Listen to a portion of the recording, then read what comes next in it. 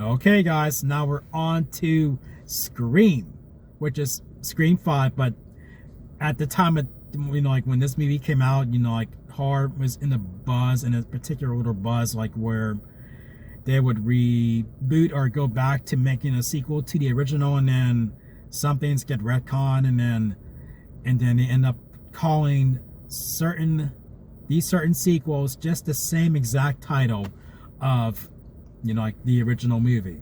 Like Halloween did that in 2018. Candyman did that in 2021. I almost said 2020, but 2021. And then Texas Chainsaw Massacre did that with their Netflix movie. And I Know What You Did Last Summer did that last year. Fuck that movie.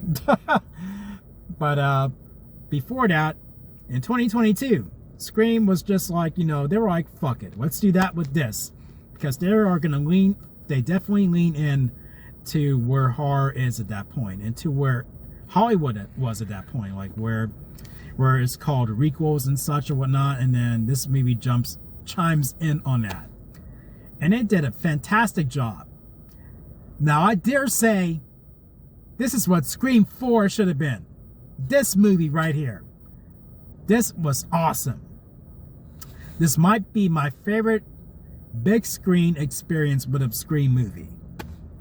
I know a lot of you are going to be thinking, well, what about the first one? Not the first one. The first one, I was a complete idiot, and I did not see the first one in theaters, because Beavis and Butthead Do America was out in theaters around that time. I kept seeing that movie on repeat. I kept going to see that movie. I was being a complete moron, and I missed out on seeing the first Scream on the big screen. But I did jump in a bit later, rented on VHS, and then from there on, from Scream 2 to on, I saw those movies in theaters.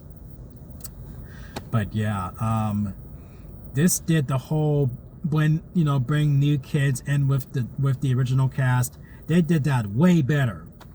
Even with the character of Samantha Carpenter, or Sam as she likes to be called, the new potential final girl, the way she is written, way better than how they wrote Jill in Scream 4. Way better. They added more meat on the bone with Sam. I'm like, I like where this is going. Like, this is fucking interesting. Like, wow, I am locked in. And like, you don't even see the original 3 that much, but I'm still like invested with these characters. Like, wow, they're switching it up here, and in a brilliant way. I'm enjoying this movie. This is great. This is what 4 should have been, and I almost wish that they would have held off on making another sequel after the first 3, and then let's just release it on this particular date, 30 years since the first movie, like a 30th anniversary movie. This would have been perfect. But still, this movie was good. I rewatched it recently.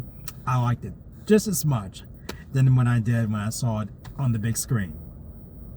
Everyone did their jobs well.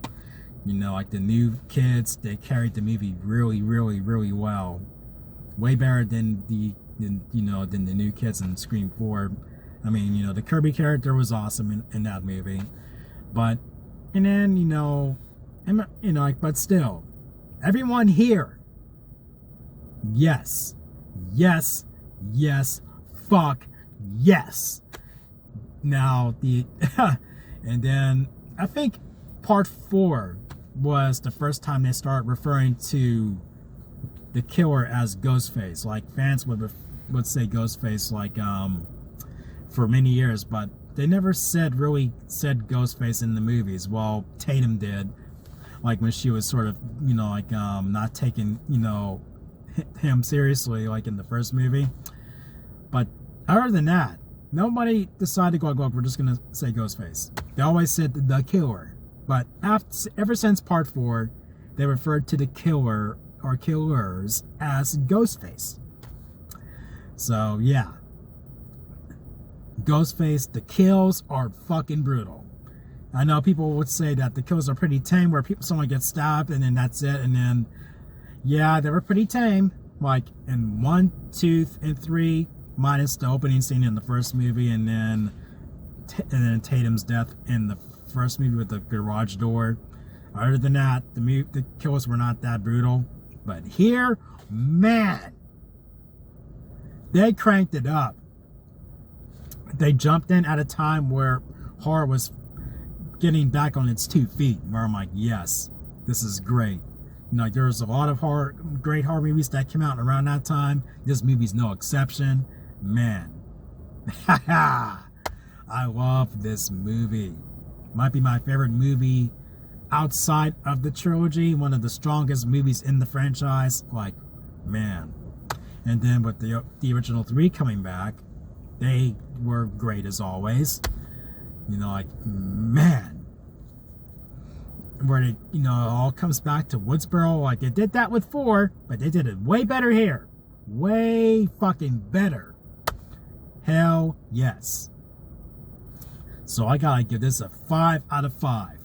A 5 out of 5. This was a great fucking movie. Definitely. I was just like, yes, I love it, I love it, I love it.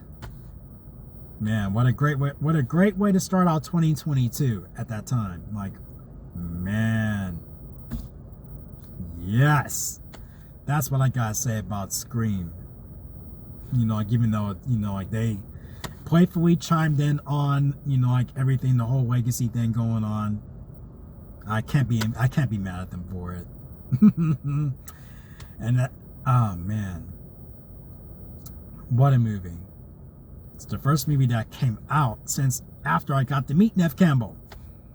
It was mind-blowing, like, where I almost couldn't believe that I got to meet her when she was at a convention here, like, in 2019. Crazy.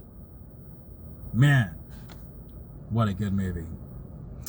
Yeah, those are that's my thoughts on Scream 2022. So if you feel free to share your thoughts on this movie. Did you like it? Did you hate it? Let me know in the comments.